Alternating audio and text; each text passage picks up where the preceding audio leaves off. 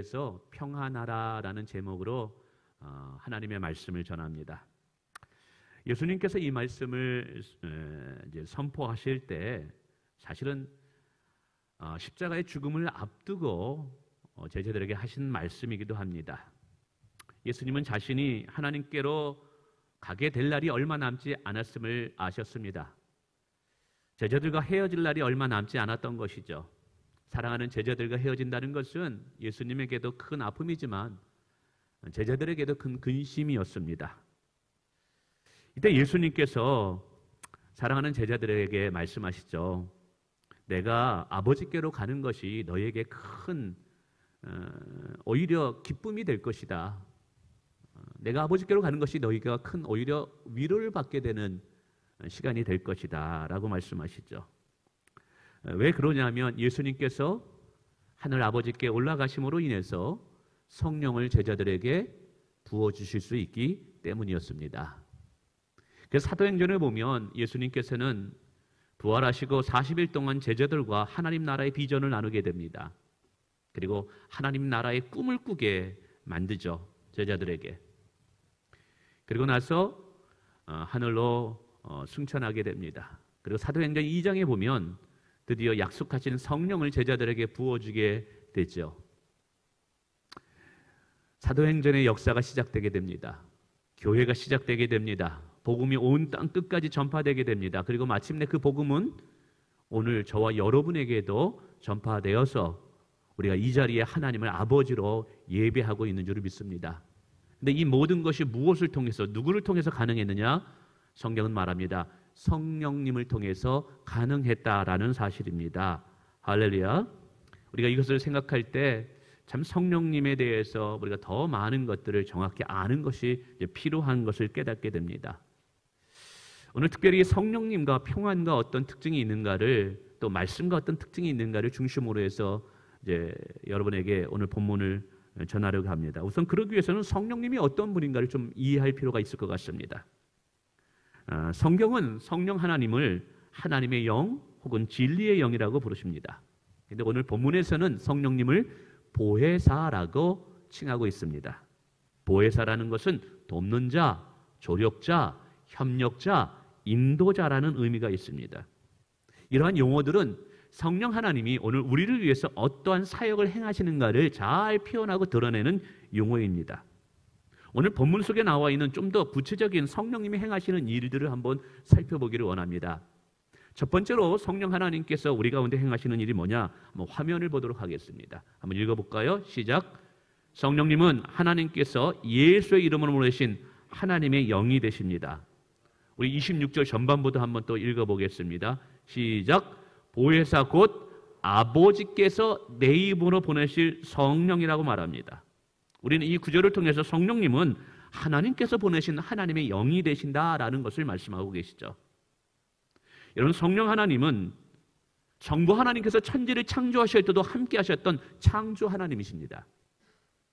예수님께서 십자가를 지심으로 우리를 구원을 이루실 때도 그 옆에서 예수님을 도우신 구원의 사역을 이루시는 하나님이셨습니다.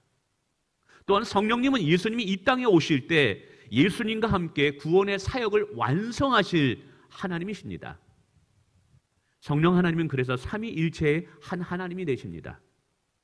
그래서 성경은 성령님이 하나님이시라고 말씀하고 계세요. 그래서 성령님이 우리와 함께 하실 때 하나님이 우리와 함께 하시는 줄 믿습니다. 오늘 성부 하나님께서 성령님을 우리에게 보내주셔서 우리와 함께 하시겠다라는 것은 하나님이 친히 우리와 동행해 주시겠다는 것이라는 사실이죠.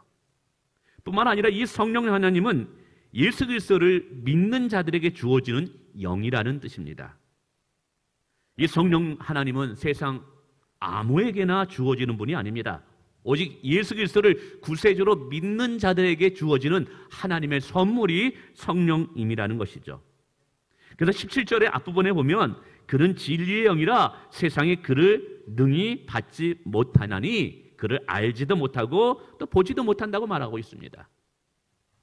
이 말씀은 성령 하나님은 오직 예수 그리스도를 믿는 자들에게 부어주시는 하나님의 선물이라는 것이죠. 또한 말합니다. 그는 너희와 함께 거하시며 너희 속에 계심이라. 너희와 함께. 이 말이 뭡니까? 성령 하나님은 교회라는 공동체 안에 거하신다는 사실이에요. 교회라는 공동체가 하나님의 일을 할 수 있도록, 교회라는 공동체가 거룩해지도록, 교회라는 공동체가 하나님의 영광을 드러내도록 하나님께서 우리에게 도우시는 분을 주셨는데 그분이 누구냐? 성령 하나님인 거예요. 그러므로 교회 공동체 가운데 가장 중요하게 필요한 분은 성령 하나님이십니다. 교회 가운데 성령님이 여러분 소멸된다라는 것, 성령님이 떠나간다는 것은 가장 불행한 거예요. 저는 우리 교회가 성령님으로 충만한 교회가 되기를 원합니다. 그럴 때요, 사람이 하는 일이 아니라 하나님이 하시는 일들이 나타나는 줄 믿습니다. 오늘도 초대교회 같은 사도행전적인 교회의 역사가 우리 교회 가운데 나타날 수 있어요. 성령 하나님이 우리와 함께 하시기 때문인 줄 믿습니다. 뿐만 아니라 너희 안에 거하신대요. 이 말은 성령 하나님이 두세 사람이 오늘 모인 이곳에도 임하시지만 우리 내면 안에, 우리 속에 거하신다는 거예요. 우리가 예수 그리스도를 영접하고 그리스도를 받아들이게 될 때 성령님이 우리와 함께 하신다는 것이죠. 그래서 성경은 말합니다. 우리가 하나님의 영이 거하는 하나님의 성전이 될 수 있다는 사실이에요. 여러분, 성령 하나님은 오늘도 친히 이 예배를 도우시는 줄 믿습니다. 분명히 성경은 말씀하고 계셔요. 내 이름으로 두세 사람이 모인 곳에 나도 그들 중에 있느니라. 오늘 성령 하나님이 이곳에 계시기 때문에 이 예배가 하나님이 받으시는 예배가 되는 거예요. 하나님이 이 예배를 통해서 영광을 받으시는 줄을 믿습니다. 뿐만 아니라 저와 여러분의 인생 가운데 성령님이 하나님이 계시기 때문에 그분은 우리를 돕는 분이에요. 우리의 조력자가 되시는 분이에요. 우리가 지치고 힘들 때마다 우리를 위로하시는 분이에요. 낙심될 때마다 용기와 믿음을 주시는 분이에요. 그러므로 여러분, 정말 믿음의 사람들에게 필요한 것은 다른 것이 아니라 성령 하나님인 줄 믿습니다. 저도 목회를 하지만 이 목회자에게 가장 필요한 것, 여러분, 저를 위해서 기도할 때 저의 안전을 위해서, 저의 건강을 위해서 기도해 주는 거 감사합니다. 그러나 가장 저를 위해서 기도해 줄 것이 있다면 성령 충만한 목회자가 될 수 있도록 기도해 주세요. 성령의 권세와 권능을 가진 목회자가 될 수 있도록 여러분 기도해 주시길 바랍니다. 둘째로 성령 하나님은, 화면을 보도록 하겠습니다. 다 같이 읽겠습니다. 시작. 성령님은 말씀을 깨닫게 하고 생각나게 하시는 분이다 라고 말씀하고 있습니다. 우리 6절도 한번 읽어보겠습니다. 화면 보시면서 시작. 성령 그가 너희에게 모든 것을 가르치고 내가 너희에게 말한 모든 것을 생각나게 하느니라. 여러분, 성도가 하나님의 말씀인 성경을 읽을 때 성령님께서 우리를 도우시는 줄 믿습니다. 그래서 말씀을 읽을 때 그 말씀을 감동케 하고 말씀을 깨닫게 하고 그 말씀이 생각나게 하시는 분이 성령님이에요. 성령 하나님께서 말씀을 감동케 한다는 것은 내가 주의 말씀을 읽을 때 그 말씀이 내 안에 들어와 내 영혼을 자극하고 잠자는 내 영혼을 깨운다라는 거예요. 여러분, 우리의 영혼을 깨우는 것은 하나님의 말씀입니다. 그 말씀이 성령을 통해서 우리 안에 부딪히게 될 때 우리의 잠자는 영혼이 깨어지는 줄을 믿습니다. 할렐루야. 또한 성령님은 하나님의 말씀을 읽을 때 그 말씀을 깨닫게 한다고 말씀하고 있어요. 그 말씀이 이해되어지는 거예요. 말씀이 믿어지는 거예요. 이것을 성령 하나님이 행하시는 일이에요. 여러분, 우리의 믿음은 하나님의 말씀을 들으면서 납니다. 근데 그 말씀이 들려질 때 성령 하나님께서 우리 가운데 그 믿음이 내게 주시는 말씀으로 들려지는 거예요. 오늘도 이 예배 가운데 성령 하나님이 함께 하시는 줄 믿습니다. 그래서 오늘 이 말씀이 전파될 때 내게 주시는 말씀으로 여러분 모두에게 들려지는 은혜가 임하기를 원합니다. 할렐루야. 또 말씀이 생각나게 한다라는 것은 내가 어떠한 상황에 직면할 때 하나님의 성령이 말씀을 떠오르게 하여서 그 상황 속에 믿음으로 반응하게 한다라는 거예요. 힘들고 어려운 가운데 어찌할 바를 모를 때 기도하면 성령 하나님께서 떠오르게 합니다. 하나님을 찬양하면 성령 하나님께서 마음에 생각을 주십니다. 그래서 그 말씀을 따라 순종하게 되면 그 말씀 가운데 하나님의 은혜를 경험하게 되고 하나님의 피할 길을 보게 되는 줄을 믿습니다. 할렐루야. 저도 저녁에 올라와서 1시간 반 찬양하고 기도하고 요한복음 쓰고 이 본당에서 합니다. 그래도 그렇게 기도하고 찬양할 때요, 제 안에 성령 하나님께서 감동을 줘요. 목사, 나는 너의 사역과 이 할렐루야 선교교회를 통해서 영광을 받기를 원하는데 지금 찬양이 예배가 지금 죽어가고 있구나. 가정에서라도 나 여호와를 찬송하지 않겠니? 성도로 하여금 금요 예배, 수요 예배 못 나오는 대신에 가정에서 여호와를 찬송하게 하라. 찬양하는데 그 음성이 들려지는 거예요. 그 말씀이 깨달아지고 이해되어지고 생각나게 하는 거예요. 예, 주님 알겠습니다.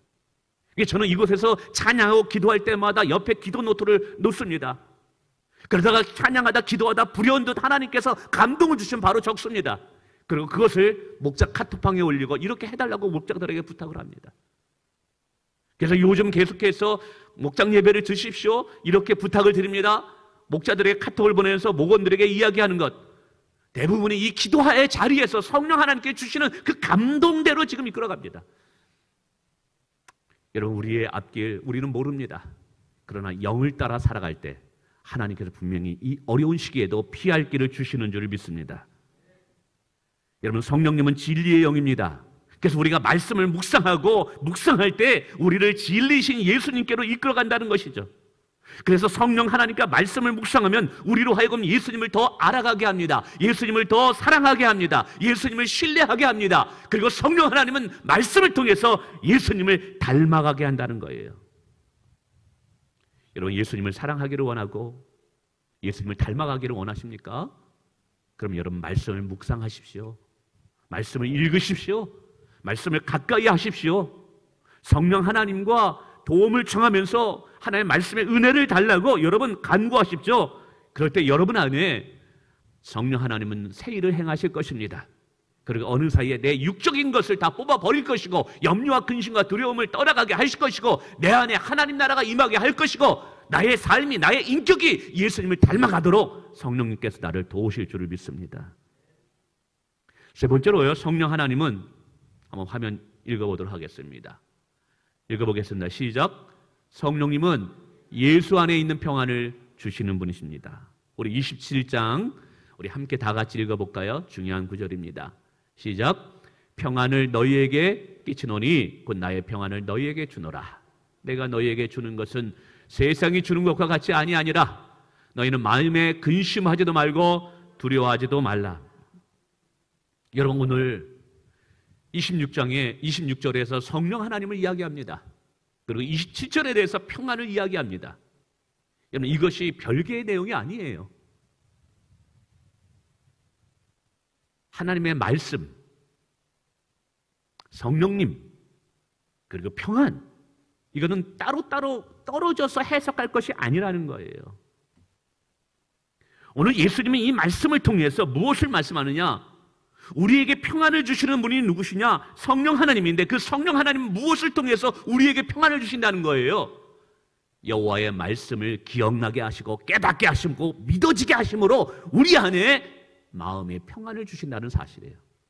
이 평안에 대해서 좀 더 본문을 묵상할 때 이러한 것을 깨달을 수 있습니다. 첫째로 평안에도 두 종류의 평안이 있다는 것이죠.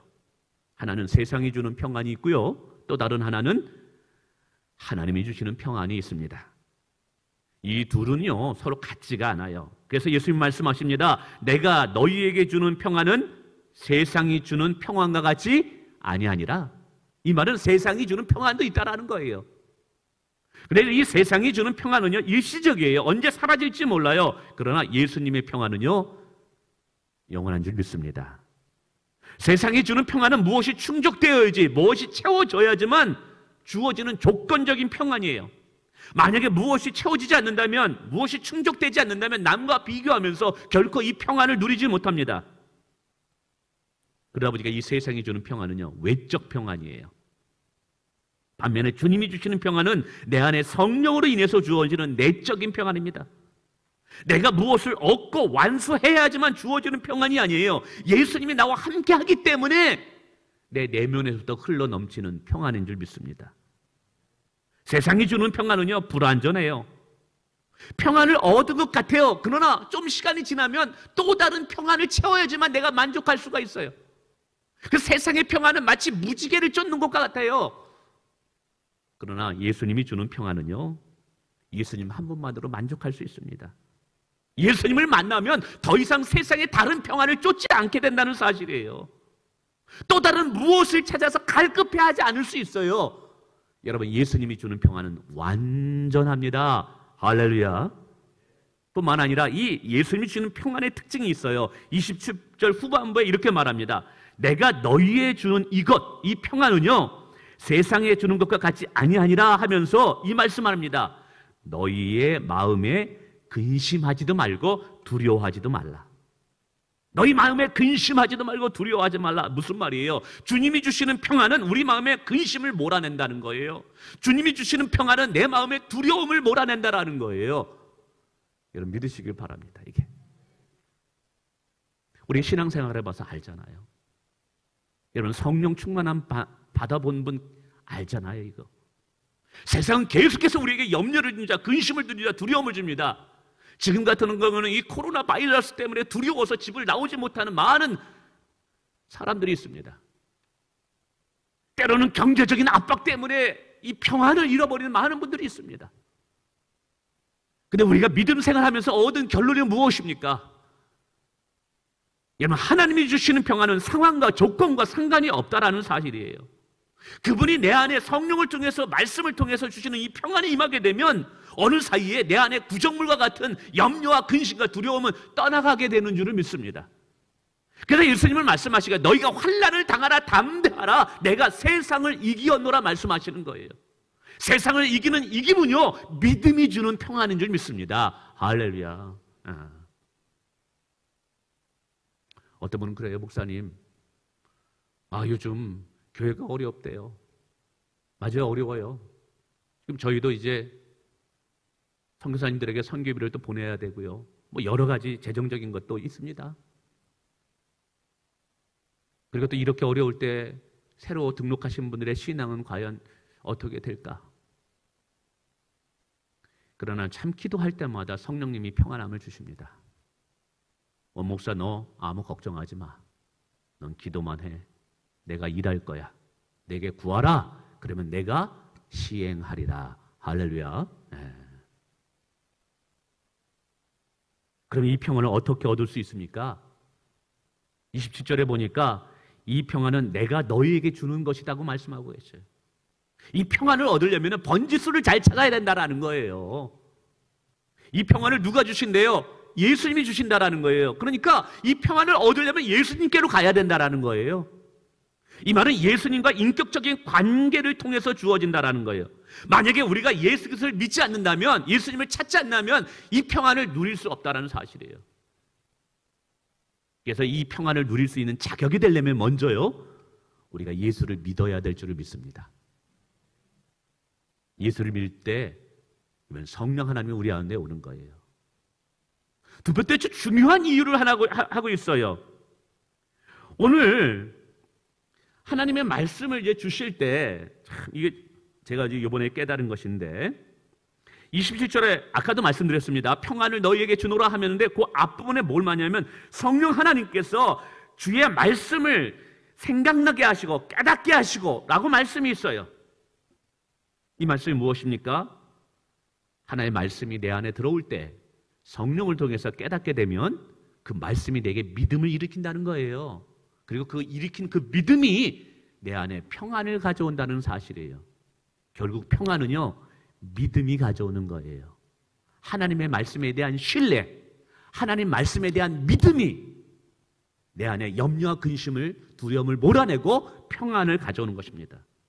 결국 믿음이 있느냐 없느냐라는 거예요. 그건 무엇에 대한 믿음일까요? 예수님과 그분의 약속에 대한 신실한 믿음인 거예요. 할렐루야. 그래서 믿음이 있는 사람은 흔들리지 않는 평안을 유지하는 줄을 믿습니다. 아멘.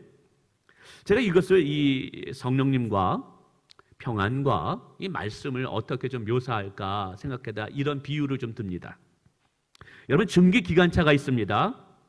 증기기관차가 움직이기 위해서는 반드시 필요한 것이 기관사가 있어야 되고요, 석탄이 있어야 되고요, 석탄을 때울 수 있는 불이 있어야 됩니다.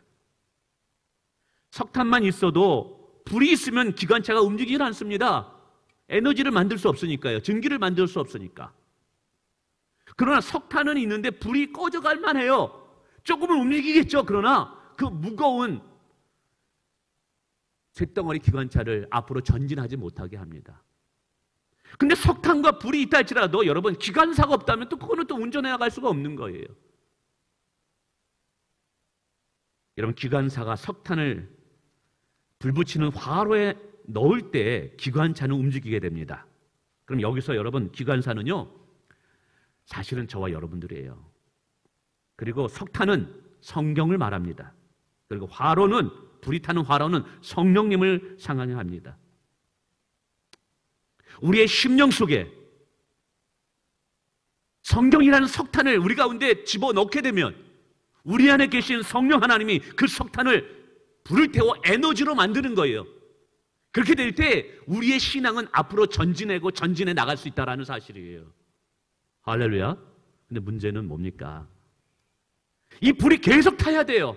그래야지만 이 기관차가 움직이는데, 그래야지만 이것이 앞으로 전진해 나가는데, 문제는 우리의 심령에 하나님의 말씀을 집어넣지를 않아요. 말씀을 읽지를 않아요. 석탄이 떨어진 거예요. 그럼 더 이상 불을 태울 수 있는, 증기를 일으킬 수 있는 이 화력이 꺼지게 돼요. 그러면 기관차라는 우리의 인생은요, 앞으로 나아갈 수가 없게 되는 거예요. 오늘 예수님은 이것을 이렇게 비유적으로 이제 설명한다고 저는 생각이 되었어요. 성령 하나님은요, 말씀의 영이기 때문에 말씀이 있는 곳에서 역사하십니다. 할렐루야. 분명히 여러분 기억하세요. 성령님은 말씀의 영이기 때문에 말씀이 있는 곳에서 역사하셔요. 그리고 말씀을 통해서 역사하십니다. 그 말씀이 우리 가운데 들어와서 나에게 주어지는 말씀으로 믿어지게 만드시게 만드시는 분이 성령님이에요. 그 말씀이 내게 주시는 말씀으로 감동케 하고 내 영혼을 자극시키고 내 영혼을 깨우게 되면 나로 하여금 믿음이 충만한 자로 만들고, 그 믿음이 나로 하여금 두려움과 염려와 근심을 몰아나게 하고, 그리고 그 믿음이 나로 하여금 평안을 준다 이 말입니다. 그러므로 여러분 계속적으로 하나님이 주시는 평안을 누리기를 원하신다면 여러분의 성령의 불이 꺼지지 않도록 하나님의 말씀을 여러분의 심령 안에 집어넣어야 돼요. 매일같이 말씀을 집어넣어야 돼요. 그거 뭐예요? 말씀을 묵상하시길 바랍니다. 말씀을 읽으시길 바랍니다. 이미 우리가 예수를 믿을 때 우리 안에는 성령님이 와 계시는 줄 믿으시길 바랍니다. 여러분, 저와 여러분 가운데는 이미 성령님이 와 계신 거예요. 그러므로 우리가 할 것은 이제 하나님의 말씀이 이 석탄을 우리 가운데 집어넣기만 하면 되는 거예요. 그러면 그 말씀을 우리 하나님께서 에너지로 바꿀 거예요. 그리고 우리의 믿음의 이 기관차를요, 앞으로 나가게 하게 될 줄 믿습니다. 할렐루야. 제가 이 말씀 묵상하면서 저의 삶을 가만히 되돌아봤어요. 정말 성령 하나님은요, 말씀을 통해서 내 안에 평안을 주시는 줄 믿습니다. 사실 저는 외로움을 많이 느꼈던 사람 중에 한 사람이었습니다. 초등학교 5학년 때 시골에서 부모 밑에 자라다가 저희 부모님이 면목동에 집을 하나, 단칸방을, 전세방을 놓으시고 제 형님과 저희 누님 그리고 저를 서울로 올려보냈죠. 초등학교 5학년 때 서울 생활을 처음 하게 된 겁니다. 부모님이 너무 보고 싶더라고요. 근데 시골에서 어머님은 농사를 짓느라고 서울에 못 올라와요. 누님은 직장 생활하느라고 늦게 옵니다. 형님은 고등학교 학생이다 보니까 늦게까지 공부하느라고 집에 11시에 들어옵니다. 그럼 혼자 집에서 초등학교 5학년 학생이 저녁 11시까지, 그때는 저희 집에 TV도 없었고 라디오도 없었어요. 그냥 혼자 시간을 보내는 것 같아요. 요즘 중길이처럼 어떻게 보면. 그래서 참 외로움을 많이 탔어요. 그래서 어떻게 하느냐, 저 면목시장이라고 있어요. 사람들이 많이 모여요. 그럼 거기 밤새도록 10시, 11시까지 사람 구경하러 막 돌아다니는 거예요. 시장 한복판에 앉아가지고 생선 파는 아주머니 보고 계속 그걸 보는 겁니다. 너 왜 집에 안 가냐? 집에 가도 아무도 없으니까. 형님, 누님이 올 때쯤 딱 깜깜할 때 집에 들어옵니다. 늘 혼자 있다 보니까 그게 익숙하면서 그게 큰 외로움으로 내 안에 들어왔어요. 그러는 중에 신앙생활을 하게 됩니다. 그때 하나님의 말씀이 내 안에 들어왔어요. 내가 너와 함께하니라. 내가 너를 떠나지 아니하니라. 하나님 말씀이 내 안에 들어왔고요. 성령님은 그 말씀을 나로 하여금 믿어지게 하였고 깨달아지게 하였습니다. 성령님이 주시는 말씀에 대한 믿음이 외로움을 이기게 하더라고요. 그래서 저는 지금은요, 혼자라도 외롭지 않아요. 오히려 혼자 있는 것을 즐깁니다. 왜?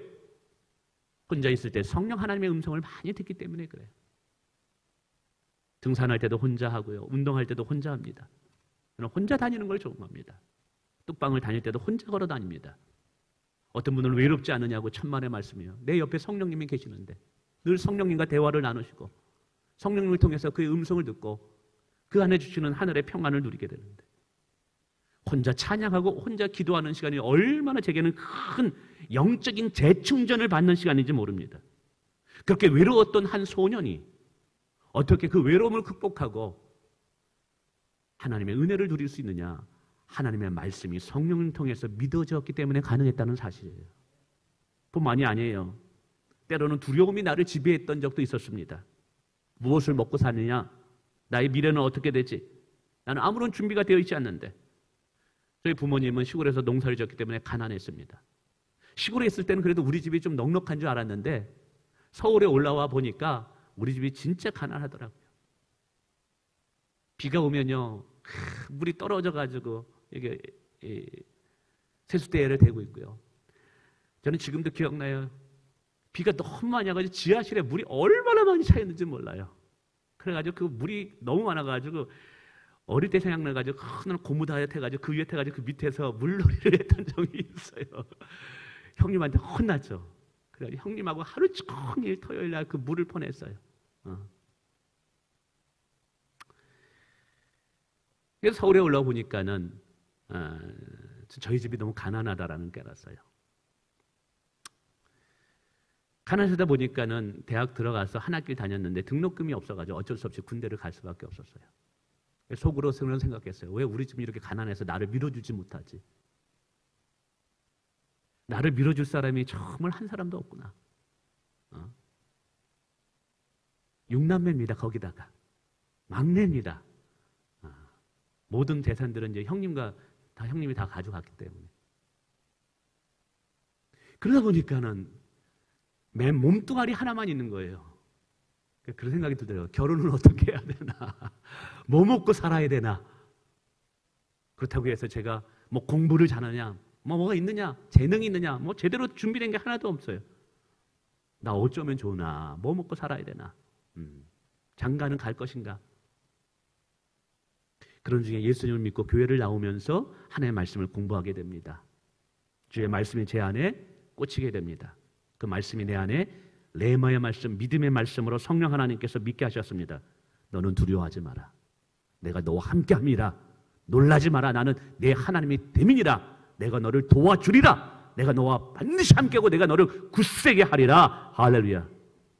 하나님의 말씀을 통해서 성령 하나님께서 이 말씀을 깨닫게 되는 거예요. 믿어지게 만드셨습니다. 그래서 어느 사이에 내 안에 두려움이 떠나가게 되고 담대함이 생기고 용기가 생기고 새로운 도전할 수 있는 자신감이 생기더라고요. 이게 삶에 대한 불만, 부족함도 많았습니다. 왜 우리 집은 이렇게 넉넉하지 못하지?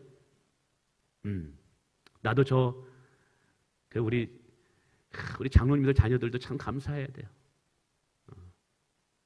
김용모 장로님, 홍재시 장로님, 유창률 장로님, 김종렬 장로님 계시지만 그 자녀들이 얼마나 복돼요. 부모님의 기도를 통해서 이렇게 자라나고 있다는 것이 얼마나 복된데요.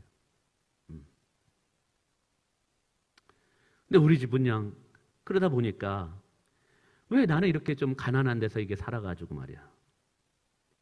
역시 이것을 해결하는 방법은 말씀이었습니다. 하나님의 말씀이 제 안에 들어왔어요. 여호와는 나의 선한 목자시니 내게 부족함이 없도다. 그가 나를 푸른 초장에 누이시며 쉴 만한 물가로 인도하시는도다. 내가 사망의 음침한 골짜기로 지날지라도 여호와께서 나와 함께 하시리라.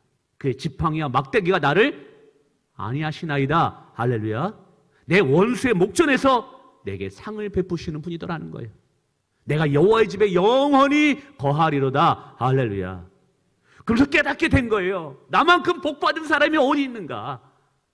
나만큼 축복받는 사람이 어디 있는가? 원망과 불평이 감사로 바뀌어지더라고요. 근심과 염려와 두려움이 평안으로 바뀌어지다라는 거예요. 그래서 이제는 더 이상 방황하지 않아요. 다른 것을 찾아가지 않아요. 이제 예수님 한 분만으로 저는 만족해요. 예수님이 나의 전부가 되기를 원해요. 할렐루야. 예.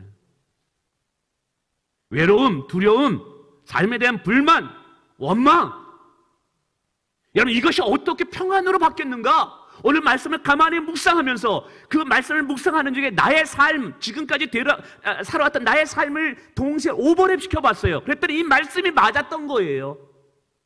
하나님의 말씀이 내 안에 들어와서 그 말씀이 성령을 통해서 내 안에 녹아지게 될 때, 그 말씀이 깨달아지고 믿어지게 될 때 그 말씀이 내게 믿음을 심어주더라는 거예요. 그리고 그 믿음이 나로 하여금 용기와 믿음과 담대함을 주고 그것이 바로 평안을 주더라는 거예요. 여러분, 이것은 여전히 예수님께서 오늘도 저와 여러분의 행하시는 영적인 축복의 비밀이고 방법인 줄 믿습니다. 할렐루야. 여러분, 말씀을 믿습니다. 여러분, 우리는 다른 곳에서 평안을 얻을 수 없어요. 다른 것을 찾으면 찾을수록 여러분 더욱더 방황하고 시간을 낭비하는 거예요. 오늘 예수님 분명히 우리에게 말씀하셨습니다. 우리 한번 27절 우리 같이 한번 읽어보시는데, 너희에게 너희가 요거를 자기 이름을 주고 한번 읽어볼까요? 자기 이름을 하겠습니다. 시작. 평안을 도희에게 끼치노니 곧 나의 평안을 도희에게 주노라. 내가 도희에게 주는 것은 세상이 주는 것 같이 아니하니라. 너희는 마음에 근심하지도 말고 두려워하지도 말라. 할렐루야. 이 말씀이 오늘 저와 여러분에게 주시는 말씀으로 받으시길 바랍니다. 여러분, 두려워하지 마세요. 근심하지 마세요. 주님이 말씀하시면 되는 겁니다. 할렐루야. 주님이 말씀하시면 되는 거예요. 어떤 연속을 보니까 여자친구가 남자에게 말합니다. 오빠가 말하면 되는 거야. 여러분, 주님이 말하면 그대로 되는 거예요. 할렐루야. 기도하겠습니다.